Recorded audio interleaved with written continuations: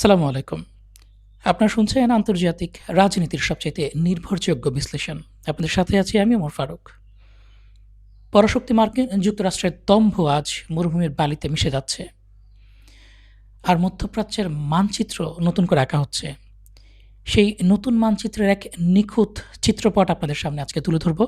America পিছু হটছে, Israel আতঙ্কে কাঁপছে, আর অন্যদিকে স্বমহিমায় জেগে উঠছে তুরস্ক। চলুন প্রবেশ করা যাক আজকের মূল ঘটনা প্রবাহে। শুরুতেই চোখ রাখবো ওয়াশিংটনের দিকে। যে আমেরিকা এতদিন তার সামরিক শ্রেষ্ঠত্বের অহংকার করত, আজ তাদের আসল চিত্রটা বিশ্বের সামনে নগ্ন হয়ে পড়েছে। ওয়াশিংটন পোস্টের এক অনুসন্ধানীয় বিস্ফোরক প্রতিবেদনে বেরিয়ে এসেছে চরম সত্য। ইরানের হামলায় মধ্যপ্রাচ্যে যুক্তরাষ্ট্রের অন্তত 15টি সামরিক স্থাপনায় 228টি কাঠামো বা সরঞ্জাম ধ্বংসস্তূপে পরিণত হয়েছে। ব্যারাক, রাডার, জ্বালানি ডিপো থেকে শুরু করে যুদ্ধবিমান কিছুই রক্ষা পায়নি। স্যাটেলাইট চিত্র বলছে ইরানের হামলা ছিল অবিশ্বাস্য রকমের নিখুঁত। এই হামলায় 7 জন মার্কিন সেনা নিহত এবং 400-র বেশি আহত হয়েছে।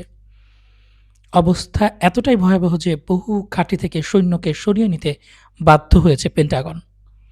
আর অন্যদিকে ট্রাম্পের প্রজেক্ট ফ্রিডম মুখ থুবড়ে পড়েছে, কারণ সৌদি আরব এবং কুয়েত সরাসরি আমেরিকাকে তাদের ঘাঁটি এবং আকাশসীমা ব্যবহার করতে দিতে অস্বীকৃতি জানিয়েছে। আমরা আপনাদের জন্য সেই প্রতিবেদনের ছবিটি তুলে ধরছি। দেখছেন, সৌদি আরব এবং কুয়েত সরাসরি আমেরিকাকে তাদের ঘাঁটি এবং আকাশসীমা ব্যবহার করতে দিতে অস্বীকৃতি জানিয়েছে। ট্রাম্পের হঠাৎ ঘোষণায় উপসাগরীয় মিত্ররা এতটাই ক্ষুব্ধ যে খোদ যুবরাজ মোহাম্মদ বিন সালমানের সাথে ফোনালাপ করেও কোনো কাজ হয়নি। মিত্রদের এমন বিদ্রোহে হতবাক হয়ে প্রজেক্ট ফ্রিডম স্থগিত করতে বাধ্য হয়েছেন ট্রাম্প, যা মার্কিন প্রশাসনের ভেতরেই চরম বিভ্রান্তি তৈরি করেছে। অন্যদিকে ওয়াল স্ট্রিট জার্নাল জানাচ্ছে, নভেম্বরের নির্বাচনের আগে জ্বালানির দাম বৃদ্ধিতে ট্রাম্প প্রশাসন এখন রীতিমতো দিশেহারা। তাই কোনো মূল্যে তারা এই যুদ্ধ শেষ করতে চায়। যুক্তরাষ্ট্রের পক্ষ থেকে ইরানের কাছে নতুন একটি পারমাণবিক কাঠামোর প্রস্তাব পাঠানো হয়েছে। শর্তগুলো অত্যন্ত কঠোর। ফোর্দো, নাতাজ এবং ইস্পাহান স্থাপনা ধ্বংস করতে হবে। ইরানকে প্রকাশ্যে ঘোষণা দিতে হবে তারা কোনো পারমাণবিক অস্ত্র তৈরি করবে না, এবং 20 বছরের জন্য ইউরেনিয়াম সমৃদ্ধকরণ বন্ধ করতে হবে। সমস্ত মজুদ ইউরেনিয়াম হস্তান্তর করতে হবে এবং এর বিনিময়ে ধাপে ধাপে নিষেধাজ্ঞা তুলে নেওয়া হবে। এই প্রস্তাবটি ইরানের জয়, ইরানের একটা বিজয় ছাড়া আর কিছু নয়। কারণ ইরান বহু আগে ঘোষণা দিয়ে বলেছে যে আমরা পারমাণবিক অস্ত্র তৈরি করব না। ট্রাম্প এত লম্বা যুদ্ধ করে সারা বিশ্বের মানুষের জন্য এতটা ক্ষয়ক্ষতি ডেকে নিয়ে এসে এখন বলছে তাদেরকে ঘোষণা দিতে হবে। ইরান অনেক আগে ঘোষণা দিয়েছে। এখানে ছোট্ট কিছু বিষয় নিয়ে মতবিরোধ থাকতে পারে, কিন্তু এই চুক্তিটি শুধুমাত্র একটা জায়গা, যেটা হস্তান্তর করতে হবে কার কাছে, সেটা যদি মার্কিন যুক্তরাষ্ট্রের কাছে হয়, সম্ভবত ইরান এতে রাজি হবে না। এবং নিষেধাজ্ঞা তুলে নেওয়ার ক্ষেত্রে বলা হয়েছে ধাপে ধাপে নিষেধাজ্ঞা তুলে নেওয়া হবে। এটাও ইরান কতটুকু মেনে নেবে সেটি একটি প্রশ্ন। কারণ ইরান দেখেছে আমেরিকা চুক্তি ভঙ্গ করে হঠাৎ করে আক্রমণ শুরু করে। সেক্ষেত্রে ইরানের অবিশ্বাস থাকতেই পারে যে আমরা যখন পারমাণবিক প্রকল্প শেষ করে ফেলব তখন মার্কিন যুক্তরাষ্ট্র আবার যুদ্ধ শুরু করবে কিনা। কিন্তু মোটা দাগে মূল বিষয়টি হচ্ছে, ইরান যে সমস্ত শর্ত আগেই মেনে নিয়েছিল সেগুলোই আবার নতুন করে ট্রাম্প সামনে নিয়ে আসছেন। ইরান বহুবার বলেছে আমরা পারমাণবিক অস্ত্র তৈরি করতে চাই না, আমরা নির্দিষ্ট সীমার বেশি পারমাণবিক সমৃদ্ধকরণ করব না। ট্রাম্প বলছে ঠিক আছে, তোমাদের সীমাটা আমরা মেনে নিচ্ছি, কিন্তু 15 বছর বা 20 বছর তোমরা স্থগিত রাখো, এরপরে আবার শুরু করো। এবং এর ফলে ধাপে ধাপে আমরা নিষেধাজ্ঞা তুলে নেব। মোটামুটি এটি হচ্ছে মার্কিন যুক্তরাষ্ট্রের জন্য ট্রাম্পের জন্য একটি সেফ এক্সিট। পলিটিকোকে দেয়া এক সাক্ষাৎকারে এক উপসাগরীয় শীর্ষ কর্মকর্তার মন্তব্য এখানে সবচেয়ে বেশি প্রাসঙ্গিক।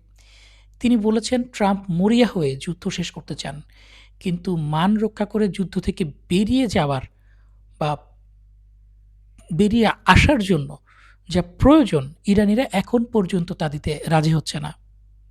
সিএনএন এবং এক্সিওস জানাচ্ছে, আগামী 24 থেকে 48 ঘন্টার মধ্যেই মধ্যস্থতাকারীদের মাধ্যমে এই প্রস্তাবের জবাব দেবে ইরান।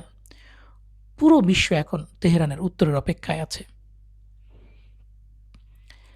আমেরিকা যখন যুদ্ধ থেকে পালানোর পথ খুঁজছে তখন সবচাইতে বড় আতঙ্কে ভুগছে তাদের পরম মিত্র ইসরায়েল। সিএনএন এবং ওয়াইনেট খবরে প্রকাশ করেছে, যুক্তরাষ্ট্র ও ইরানের সম্ভাব্য চুক্তির কথা শুনে রীতিমতো দিশেহারা ইসরায়েলি প্রধানমন্ত্রী বেনিয়ামিন নেতানিয়াহু। তিনি মার্কিন কর্মকর্তাদের কাছে ধর্ণা দিচ্ছেন এই জানার জন্য যে ঠিক কী কী ছাড় দেওয়া হচ্ছে ইরানকে। ইসরায়েলের দাবি চরম ধৃষ্টতাপূর্ণ। তারা চাইছে কোনো চুক্তি হলেও ইসরায়েল যেন মধ্যপ্রাচ্যের যে কোনো দেশের বা গোষ্ঠীর ওপর হামলা চালানোর স্বাধীনতা পায়। ইসরায়েলি কর্মকর্তাদের মতে এই চুক্তি ইসরায়েলের জন্য ভয়াবহ হতে পারে, কারণ তাদের আশঙ্কা চুক্তি হলে ইরানের বিশাল ক্ষেপণাস্ত্র ভাণ্ডার অক্ষত থেকে যাবে এবং তেহরান বিপুল অর্থনৈতিক শক্তি অর্জন করবে, যা ইসরায়েলি সেনাবাহিনীর হাত পা বেঁধে ফেলবে। আর এই হতাশা থেকে ইসরায়েল এখন বেপরোয়া হয়ে উঠছে। আজ লেবাননের রাজধানী বৈরুতে এক গুপ্তঘাতক বিমান হামলা চালিয়েছে ইসরায়েল। লক্ষ্য ছিল হিজবুল্লাহর রেদওয়ান ফোর্সের এক শীর্ষ কমান্ডার। দক্ষিণ লেবাননে অস্বাভাবিক হারে বিমান হামলা চালাচ্ছে তারা। এর জবাবে হিজবুল্লাহ ড্রোন হামলা চালিয়েছে এবং গুরুতর আহত হয়েছে 4 ইসরায়েলি সৈন্য। একজনের অবস্থা আশঙ্কাজনক। পাশাপাশি গাজায় থামছে না রক্তের হোলি খেলা। ইসরায়েলি হামলায় নিহত হয়েছেন হামাসের প্রধান খলিল আল হাইয়ার পুত্র আজ্জাম খলিল আল হাইয়া। গাজার স্বাস্থ্য মন্ত্রণালয়ের হিসাব অনুযায়ী গত 24 ঘন্টায় নতুন করে 9 জন নিহত এবং 39 জন আহত হয়েছেন। 11 অক্টোবরের যুদ্ধবিরতির পর থেকে এ পর্যন্ত মোট 846 জন নিহত এবং 2418 জন আহত হয়েছেন। উদ্ধার করা হয়েছে 779 জনের মৃতদেহ। এছাড়াও চারদিকে যখন যুদ্ধ বিগ্রহ, তখন মধ্যপ্রাচ্যের এই ধ্বংসস্তূপের মধ্যে আশার আলো হয়ে জ্বলে উঠেছে তুরস্ক। ইস্তাম্বুলের সাহা 2026 প্রদর্শনীতে এক ঐতিহাসিক চুক্তি স্বাক্ষর করেছে তুর্কি প্রতিরক্ষা প্রতিষ্ঠান বায়কার। বিশ্বের বৃহত্তম মুসলিম দেশ ইন্দোনেশিয়ার কাছে তুরস্ক বিক্রি করতে যাচ্ছে তাদের প্রথম মানববিহীন যুদ্ধ বিমান কিজিল এলমা।